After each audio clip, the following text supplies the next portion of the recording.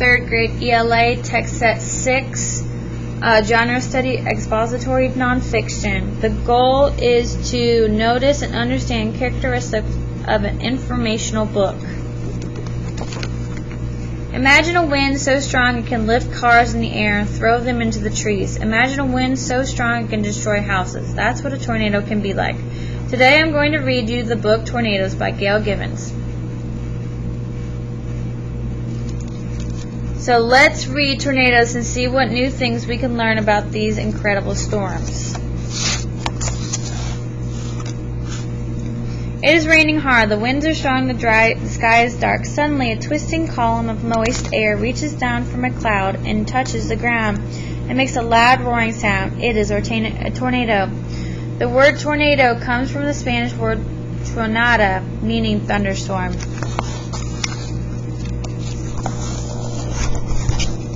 Tornadoes begin inside storm clouds called cumulonimbus.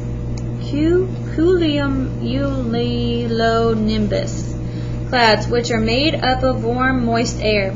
These large, dark clouds can grow to be tall and enormous. There is lightning, thunder, rain, hail, and high winds. So there's lightning, cumulonimbus clouds, and then rain.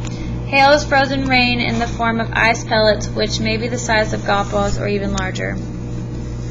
When warm, humid air rises from the ground toward a dark cumulonimbus thunderhead, it creates an updraft that pulls more warm, humid air with it. When the air rises to where the temperature is cooler, condensation occurs, creating rain or hail. The cool air falls back toward Earth, creating a downdraft. So a thunderhead is a very large, dark cumulonimbus cloud or group of cumulonimbus clouds. Condensation occurs when moist, warm air cools, turns into a liquid such as rain. The red arrows in the illustration shows the heat rising, pulling warm air with it. The blue arrows show cool air falling back to Earth. You can see the illustration how the updraft, the red arrows, and the downdraft, the blue arrows, are twisting around each other. The air begins to spin. Oh, I'm sorry. That was wrong. If the updraft and the downdraft come together and start to spin, a funnel-shaped cloud forms inside the thunderhead and sometimes tilts into a funnel that reaches down toward the ground. As the funnel cloud spins faster and faster, it sucks up more and more warm air and becomes bigger and louder and more powerful. If it touches the ground, a tornado is born. Tornadoes may occur at any time of the year if the weather conditions are right.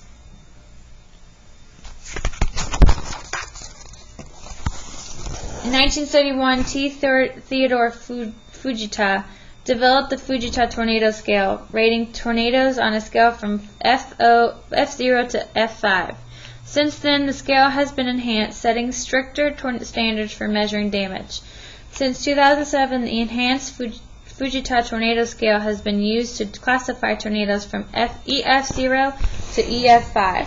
The letter F represents Fujita, the E represents enriched. So this is a 0, not doing much damage. This is a 5. Classifications are mostly based on the amount and type of damage caused. There is no way yet to directly measure the winds in every tornado. Wind speeds are estimates only and are based on the severity of the damage. No matter how big or little a tornado is or how long it lasts on the ground, it is likely to cause damage. So after a tornado experts study how much damage it did, and they used that information to figure out how hard the wind was blowing inside the tornado. EF0 tornadoes may have wind speeds between 65 miles per hour and 85 miles per hour.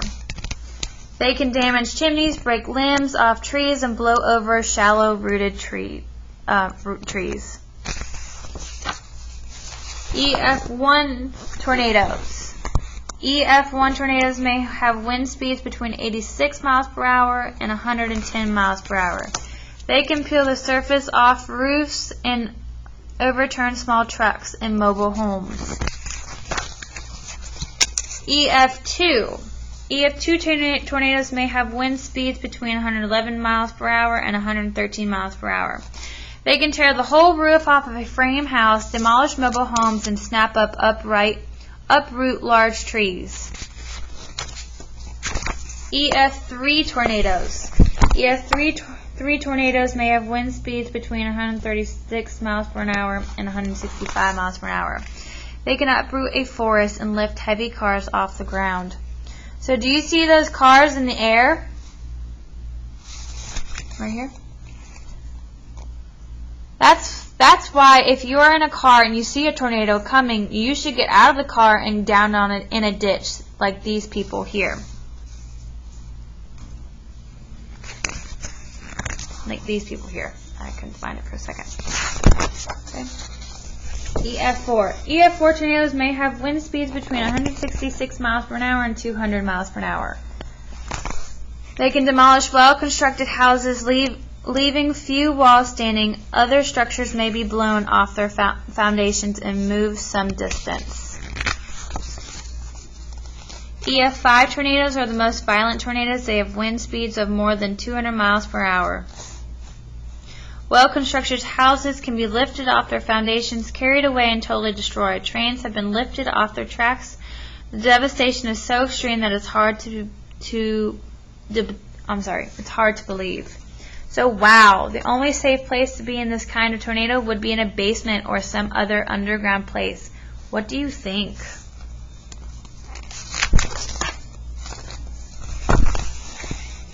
There are two regions in the United States that experience tornadoes frequently. One region is the middle section of the country where most of the violent tornadoes occur. It is often referred to as Tornado Valley. In this area, most tornadoes occur during April, May, and June. So this is Tornado Alley in the yellow. The other is the state of Florida, where most tornadoes occur during January, February, and March. The United States has about 1,200 tornadoes a year, more than any other country.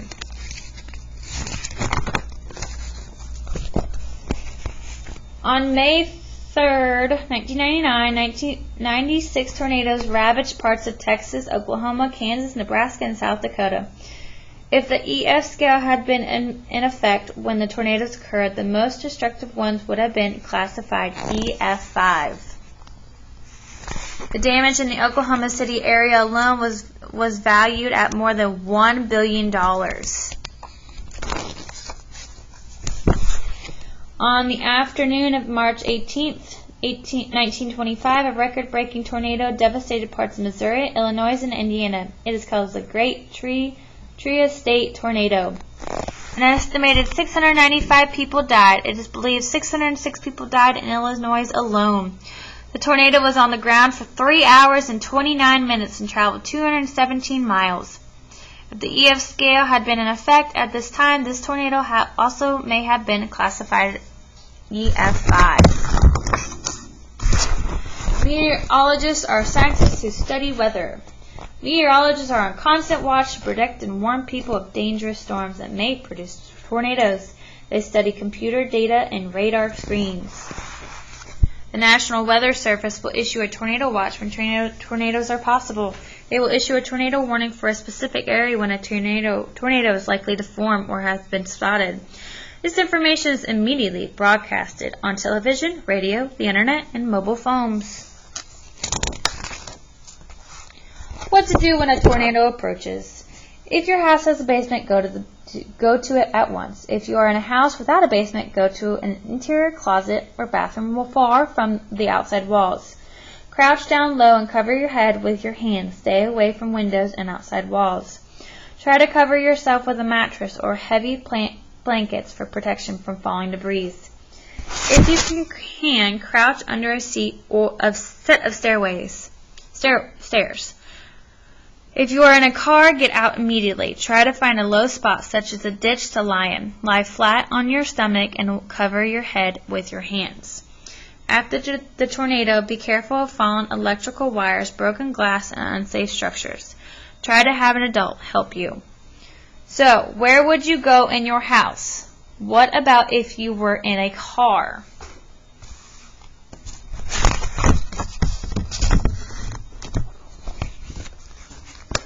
then we'll talk a little bit about informational